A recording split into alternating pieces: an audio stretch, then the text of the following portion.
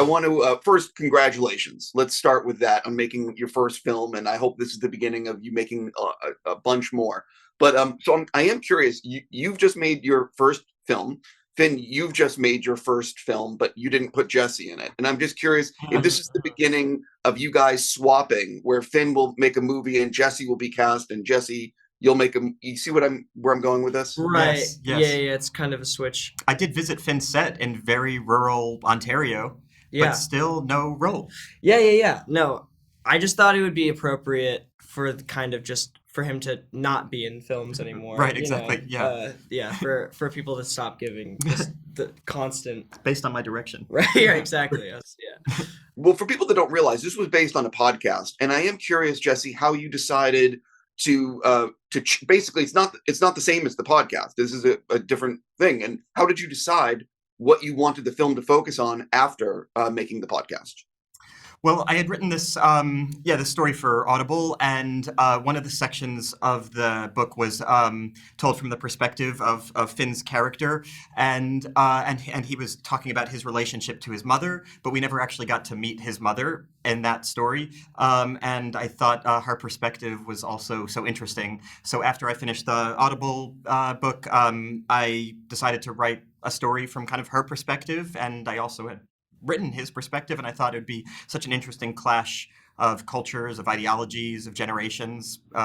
He plays a guy who's very popular online, playing his music to thousands of adoring fans, and his mother is a social justice activist who runs a shelter, and they have to live in the same house with each other, and there's a clash of ideologies, cultures, generations, and values. Finn, I definitely want to know, when I'm watching the movie, I wanted to strangle your character every time he says, "I have 20,000 followers online." It was, Yes. was it fun playing a role like that, or was it tough saying lines that maybe you don't disagree with? Maybe you disagree with. I don't know. I think I kind of had to figure out how to agree with everything that he was saying. I think that's part of the reason why I liked playing the character so much. And because I kind of, I felt really sorry for him, I think. I also think what Jesse was saying earlier is that he's incredibly popular online, but very unpopular in real life, which I thought was kind of an interesting thing, which is, I think, what informs him to be so desperate and annoying in real life is that no one is actually really paying attention to him in real life. And so he finds all this, I don't know. It's why he dresses the way that he does, or the way that he kind of talks, is because he's incredibly insecure. And I found that kind of sad, and I kind of I related to the kind of feeling the urgency to perform for people. And so it was weirdly, it was incredibly hard. But it was a character that I identified with a lot, for better or for worse, I guess. Yeah, and if Finn is the most such a sweet, thoughtful, sensitive person, and so you have this character who's saying these really pompous things, arrogant things, but told from an actor who's so sweet. And this is what I love about acting, and why I like writing characters, is because when you cast something in a great way by having an actor with Finn's skill set and his natural inquisitiveness and thoughtfulness and sweetness, it can offset a character saying something obnoxious. It's why I think a lot of people enjoy Jason Bateman. He says crazy, Yes. he can be very mean, but yet you still root for him. Right. We were going with the Bateman approach. Yeah. He said, "I want you to go with Bateman." Yeah. He gave me a box set of one word, two syllables.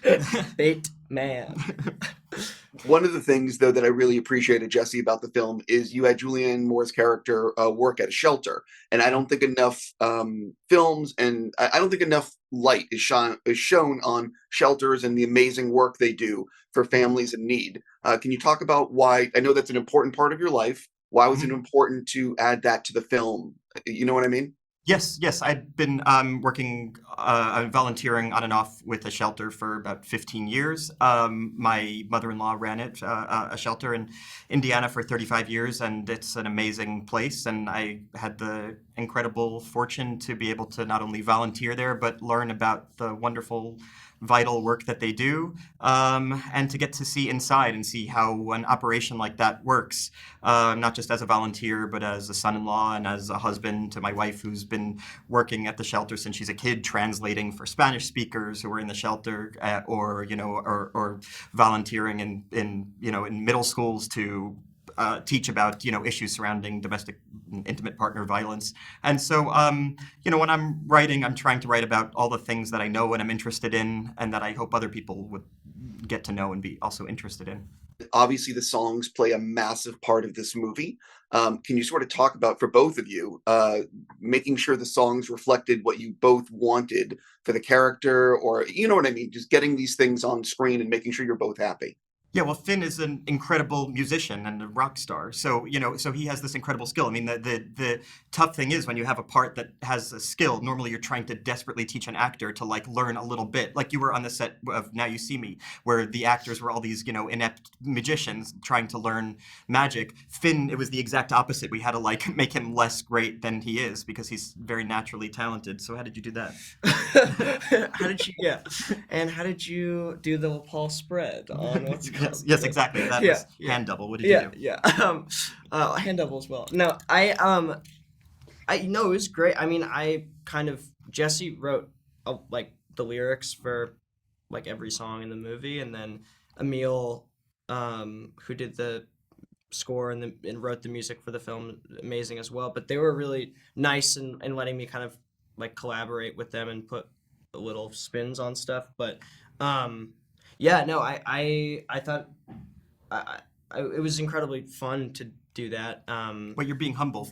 We would say, Finn, could you just improvise for a few minutes on camera, just play anything? Well, yeah, but that's that's stuff at the end. I feel like the important stuff in the songs there's in the some movie bigger songs, but he is naturally so incredibly gifted and funny and talented, and understood the character and understood the limitations of the character's talent to such a degree that he could improvise good music in character that's not as good as his own music, but as good as what the character needs. It was astounding to watch him, and a lot of it made it in the movie in various places. Right. Yeah, it was fun.